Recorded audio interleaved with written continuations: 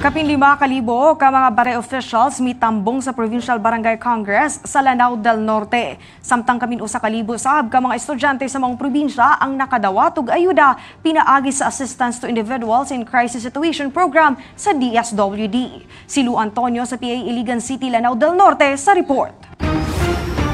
Sobra 5,000 nga mga barangay officials gikan sa 462 ka mga barangay sa Lanao del Norte ang mitambong sa ika-12 nga Provincial Barangay Congress nga gipahigayon sa tubod Lanao del Norte niadtong Abril 25. Tumong sa Congress nga pasidunggan ang mga paningkamot sa mga barangay officials aron mamintenar ang kalinaw ug kahusay sa probinsya. Gitambungan kini ni Senator Amy Marcos ug Senator Bongo. Gidayeg ni Senator Amy Marcos ang mga barangay officials nga nagserbisyo isip frontliner sa ilang komunidad. The barangay, therefore, is the basic unit in our country.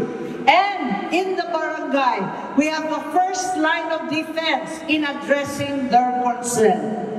Kabalo man tantanan, barangay officials are the front line of barangay service and of the government.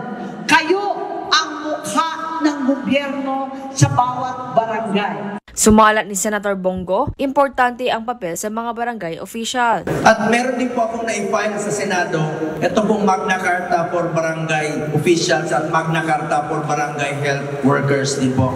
Parati kong ipaglalaban ang mga barangay captains, kagawads, lahat kayo. Kayo po ang kaharap sa umaga, tanghali, hanggang paglabas ng opisina, kayo po yung lumalapit sa City Hall. Naintindihan ko po ang trabaho ng isang barangay officials. Napakahirap po, kayo ang frontline. Samtang, giawhag sa provincial government sa Lanao del Norte ang tanan nga barangay official nga magpadayon sa panaghiusa aron mapahingusgan ang kalinaw ug kahusay sa Lanao del Norte. Kung ako maghinaot nga magpadayon gihapon ang atong panagtinabangay kay kini dili lang kini para kanato kung dili alang kini sa kaugmaon sa atong mga kabatanunan ug sa ato pang mga kaapuhan unya nga maabot. Let's be united always for development and peace in our beloved province. Nakadawat sab ang 1,200 nga estudyante sa lain-laing eskwelahan sa Lanao del Norte ug tig 5,000 pesos nga cash assistance. Pinaagi sa Assistance to Individuals in Crisis Situation Program sa Department of Social Welfare and Development ug sa suporta sa opisina ni Senator Amy Marcos. As a student, kay dako siya katabang sa mga ka-espesyalist sa kanang mga tuition. Makales siya sa